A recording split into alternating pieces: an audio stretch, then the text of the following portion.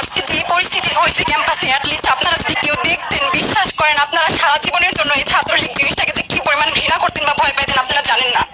এরা আমাদের সামনে রড দিয়ে পিটায়া, ছেলেগুলারে রড দিয়ে পিটায়া একদম মাথা মরা করে ফেলছে। তারা এসে আমাদের পেছনে লুকাইছে, আমাদের বোরকার পেছনে, আমাদের ওড়নার পেছনে লুকায় বলে, আপু আমাদের একটু লুকায় রাখে, আমাদের ওরা মাইরা ফেলবে, আমাদের বাঁচান আপু বাঁচান। আমরা তাদের ওড়না দিয়ে বোরকা দিয়ে লুকায় রাখছি, সেইখান থেকে আমাদের ধাক্কা দিয়ে ফেলে দিয়ে তাদের বের করে আবার মাথায় রড দিয়ে মারছে, এমন অবস্থা।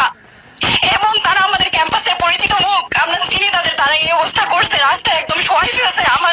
আমাদের হলের মেয়েদের বুকে বড় বড় যে আসতো ইটগুলো বুকে ফেঁকে দিচ্ছে, মানে একদম পুরো বুকে লাগছে, এরকম জামা কাপড় ছিঁড়ে ফেলছে, এত বাজে অবস্থা।